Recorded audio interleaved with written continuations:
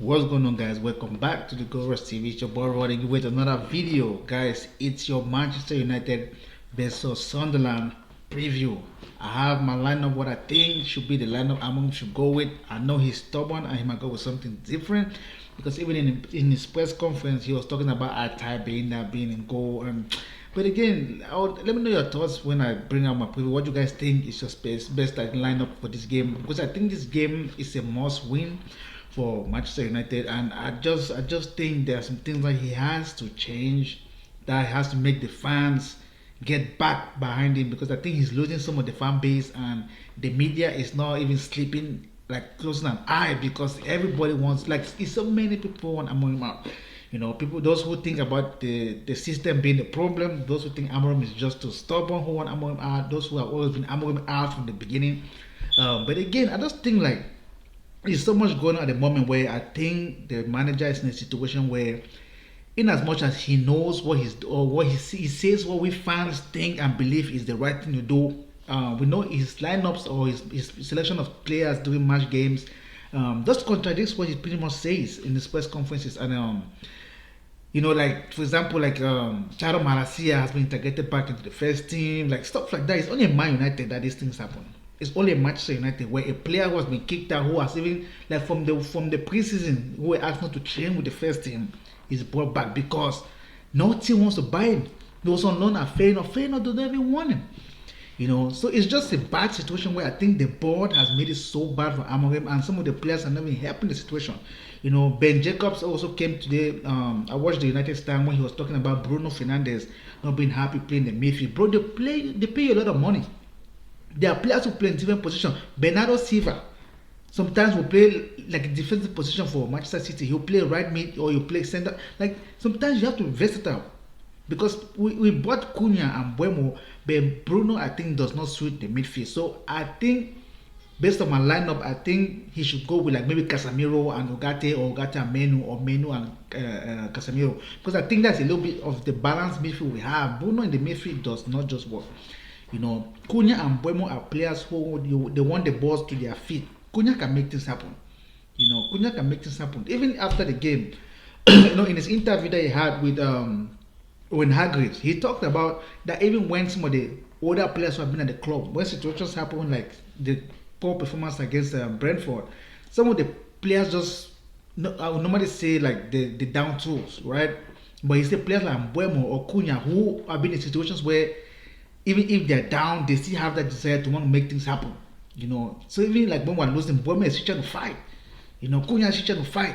They have that winning mentality. So you're talking about he needs people in the team who are like aggressive, who are like he mentioned it to be like players who are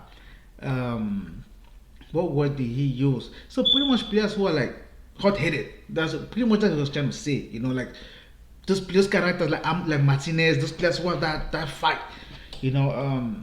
But again, I think this is a game where Man United need to win, because even if you look at the table, Sunderland are top. They are with five. They are fifth place with 11 points. Just wait, let me check if make sure that's right.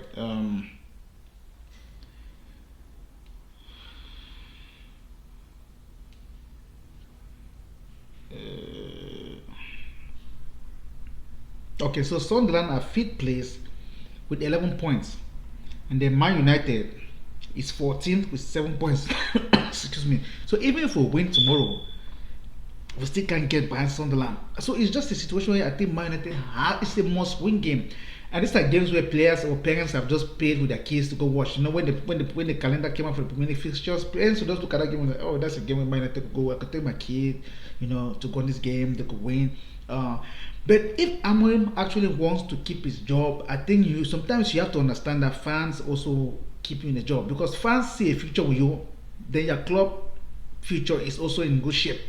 But once the fans start turning on you, that's a situation where you start having fans start singing about Amorim up in the stadium. For example, like Ange Postecoglou, already this was 6 games, 6 losses for Nottingham Forest. They're already singing you'll be sacked by Monday. It's insane. It's really, really insane. And I think Man United in this game, they should go. Amorim should go with a team that fans will look and have an iota of hope. Because if you're trying to build for the future, you can't be building a future with Maguire in it. You can't be building a future with Luke Shaw in it. These are players who have sacked multiple managers, from Van Gaal to Mourinho to Ole to Rafrani. Rafrani was the manager to Erik Ten Hag, and now Amorim is on the verge of also losing his job because of these players. He calls them his leadership team. This is not his leadership team.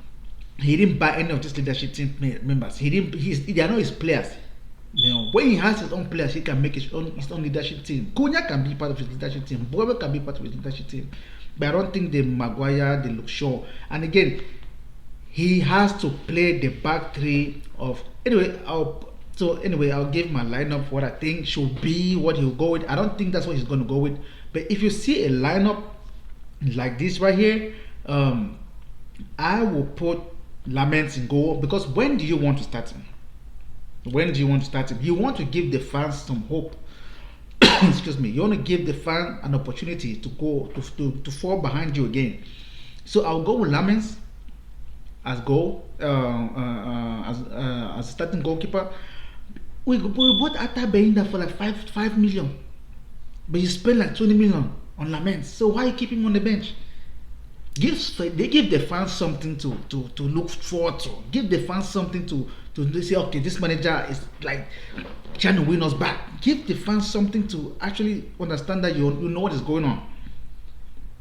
So my 3 centre backs, I'll go with Lenioro. He's fast, he's strong, he's also good on the ball.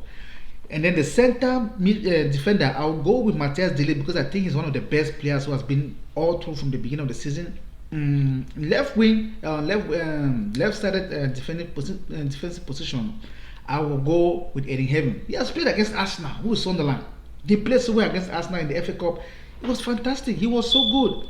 You want to give these kids an opportunity because they have something to fight for. They don't have their big contracts yet, so they have an opportunity to showcase what they can be. At least this is something that, okay, if we pull this out as a starting lineup, say Amorim does this, right?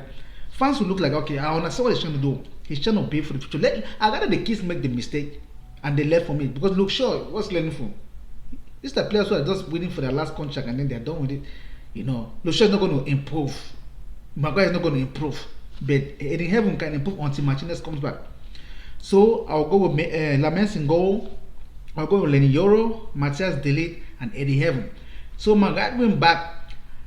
I know he's going to go with Dalot. That's why I put Dalot here. But Dalot is really poor. I don't think he's good for Man United no more. He should also find a way to leave the club next summer.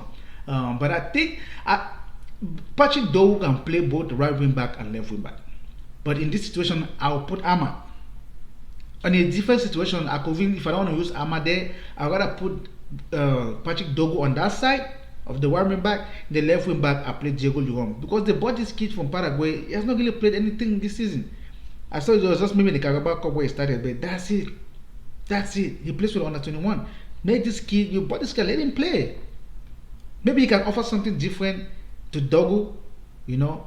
But again, I'll start Dogo on the left wing back, and then I'll play Ahmad because Ahmad is back. I'll play Ahmad on the right wing back, and then in the middle to give it a balance that we don't get run through.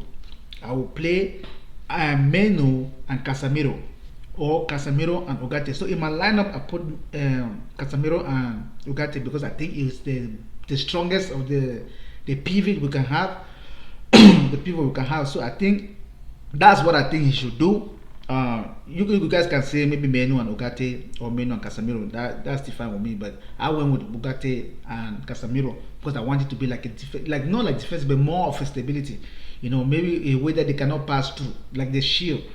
I will drop Bruno in this game because I think his performances lately has been really, really abysmal.